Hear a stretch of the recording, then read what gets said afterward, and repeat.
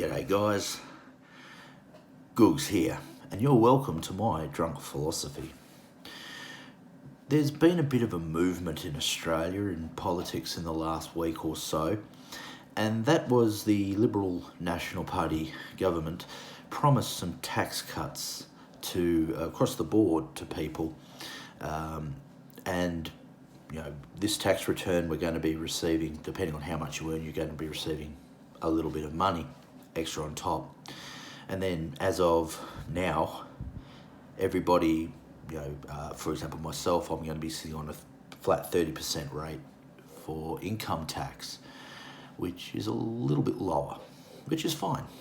It's good. It's going to put a bit of extra money in my pockets.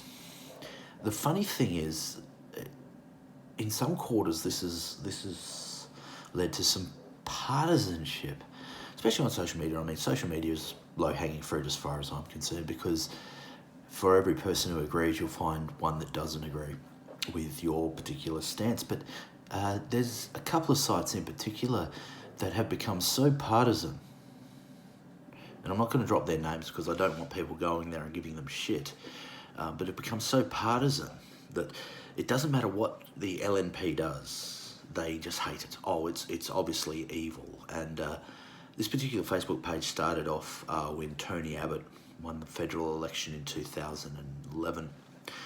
And they just can't not accept that there are some good ideas happening here with the LNP, especially with the tax cut. Now, I'm going to talk about a little bit of basic economics here. Now, I'm no mathematical genius. In fact, I'm not the best with maths, but I understand some principles behind economics. I'm reasonably, I won't say very well, but reasonably well read on the subject of capitalist economies. And one of the things is that the more you raise, in Australia we've got this lovely little habit of once every year or 2 years raising the minimum wage. So legally you can't be paid under whatever that amount is. And the problem with that is that you raise the wages of people who sweep floors, if that's a minimum wage job, for example. And what happens is everybody above them in the food chain goes, well, what about me? I give me a bit more. And the flow-on effect from that is if everybody has got a little bit more money, the market will meet that. And by the market, I mean businesses, shops, car sale yards, things like this. They'll meet the market. So ultimately, your pay rise hasn't helped you because you're still going to pay essentially the same in percentage of, say, your shopping, a weekly budget of a shopping. So instead of $100, you've got an extra, let's say $2 an hour on the minimum wage. Well, now you're paying an extra $30 a week on your shopping. Same with your phone bill, power bills, all that sort of thing. This is known as inflation. That's what inflation is. The price of everything goes up with the average wage. This was really starting to, and I don't know if this is the reason the Liberal Party did it, but this is the reason, if I was going to do it, I'd do it.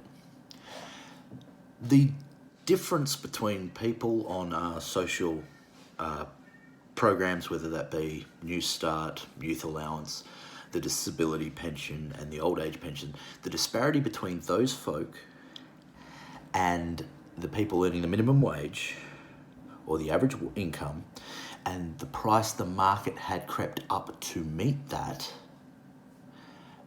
was now getting to the point where these people are starving. And if it had have kept on going, I can guarantee you these people would have starved. And if you say, well, they live in Holmes West. Yeah, Holmes West. Last time there was at least in Western Australia, that's our social housing program. Last time there was a federal rise in pensions, Holmes West went to meet it. So it actually didn't help. By doing this, people got a little bit, they get to keep a bit of their own money okay? But it doesn't increase the market, okay? That's very important because people are still taking home the same gross.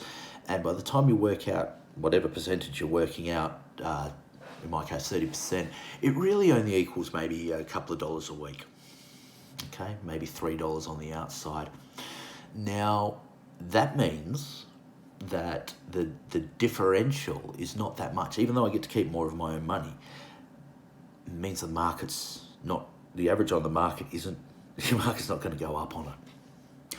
That's a good thing for the people at the very bottom, because what I had noticed, especially with the Labor Party, you know, they kept on saying, oh, we love poor people, we want to help the poor people, we want to put up the settling rate. It's like, yeah, okay, well, that's not a bad idea.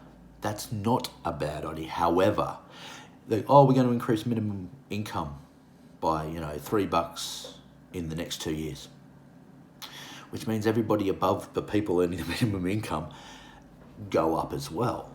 Because, you know, if your boss wants to keep the workers, or you're paying the cleaner $2, you know, less than me an hour, and I do a lot more work and I make you a lot more money. You know, it's not that the cleaner services aren't bad, but hey, dude, I'm the one making you money.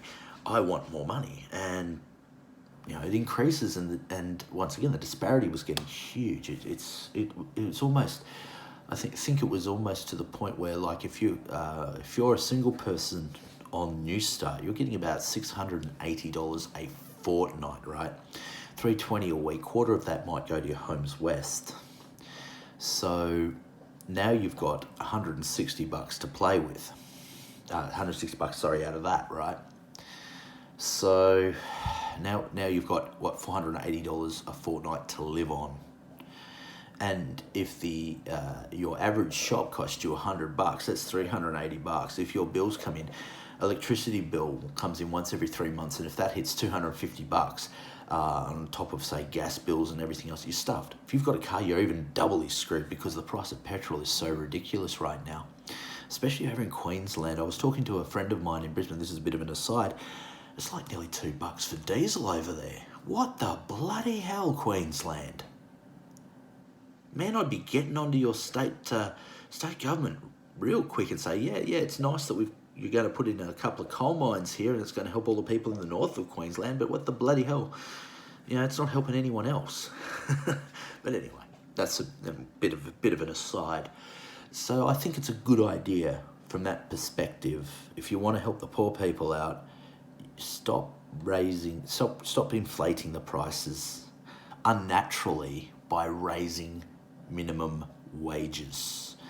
It's a bad idea. It's a terrible idea to raise minimum wages too far, because, you know, you'll just end up with a lot of starving people that we're apparently helping through social programs like the dole and disability pension and things like this.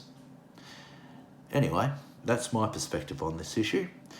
I'm Nathan Gooks Fletcher. I am the Drunk Philosopher, and I'll catch you down the road. Uru.